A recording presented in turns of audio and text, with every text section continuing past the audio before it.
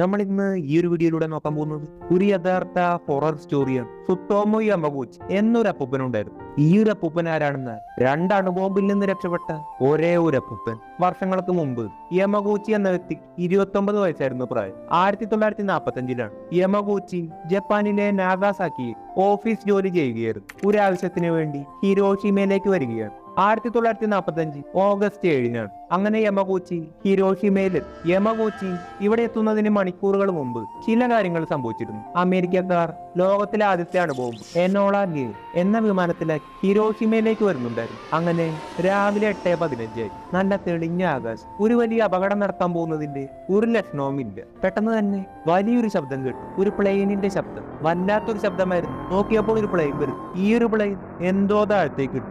ആ ഒരു സംഭവം പാരച്യൂട്ടിലാണ് വന്നത്. ഇട്ട വിമാനങ്ങൾ പെട്ടെന്ന് തന്നെ ദൂരേക്ക് പോയി. ബോംബ് താഴെ എത്തിയപ്പോൾ പിന്നീട് ഒന്നും ഓർമ്മയില്ല. കണ്ണു തുറന്നപ്പോൾ യമഗൂച്ചി കാണുന്നത് തന്റെ ബോഡി മുഴുവൻ പൊള്ളലേറ്റിട്ടുണ്ട്. എന്താണ് സംഭവിച്ചതെന്നറിയും. ശരിക്കും അവിടെ സംഭവിച്ചത് ലിറ്റിൽ ബോയ് എന്ന ഒരു യുറേനിയം അണുബോംബ് വീണു. യമഗൂച്ചി നിന്നിരുന്നത് ബോംബ് സ്പോട്ടിൽ നിന്ന് വളരെ അകലെയായിരുന്നു. കണ്ണടയ്ക്കുന്നതിന് മുമ്പ് ദൂരെയായി ഒരു വലിയ തീകോളം യമഗൂച്ചി കണ്ടു. ആ ഒരു ബോംബ് സ്പോട്ടിൽ സെക്കൻഡ് കൊണ്ട് 70,000 പേര് മരിച്ചുപോയി. യമഗൂച്ചി നിൽക്കുന്നതിന്റെ 3 കിലോമീറ്റർ ചുറ്റളവിൽ വരെ ആളുകൾ മരിച്ചുപോയി. യമഗൂച്ചി തെറിച്ചു പോയിരുന്നു. നിലവിൽ കണ്ണു തുറന്നപ്പോൾ അവിടെ ഹിരോഷിമയിൽ ചുറ്റും ശവപ്പറമ്പ് പോലെ ആളുകളെല്ലാം വെന്ത് കരിഞ്ഞു കിടക്കുന്നു.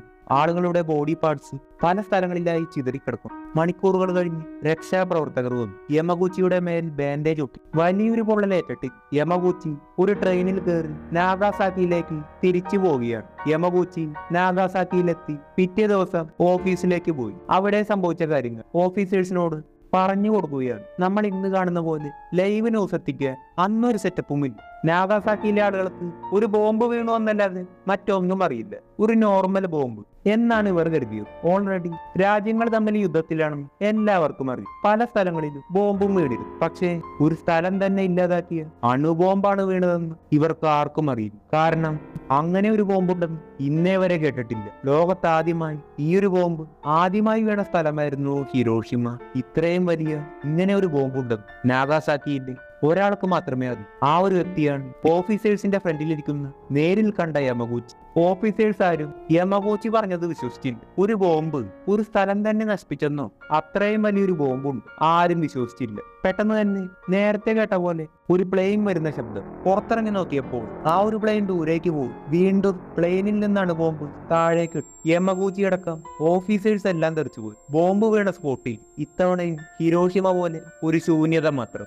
ഇത്തവണ യമഗൂച്ചിയുടെ ഓഫീസിന്റെ 1 കിലോമീറ്റർ ചുറ്റളവിൽ വരെ ആളുകൾ മരിച്ചു. യമഗൂച്ചിക്കും ഓഫീസേഴ്സ് താൽക്കാലികമായി ചെവി കേൾക്കാനോ കണ്ണു കാണാനോ കഴിഞ്ഞു. പിന്നീട് അല്പസമയം കഴിഞ്ഞപ്പോൾ ഇത് ശരിയായി വന്നു. യമഗൂച്ചി തന്റെ വീട്ടിലേക്ക് ഓടി. ചെറിയ പരിക്കുകളുണ്ടെങ്കിൽ മകനും ഭാര്യയും ഓഫീസിന്റെ അരികിലുള്ള തന്റെ വീട്ടിലുണ്ടായിരുന്നു. അങ്ങനെ 2 അണുബോംബിനെ അതിജീവിച്ച സുത്തോമോ യമഗൂച്ചി 2010 ലോകത്തോട് വിട പറഞ്ഞു.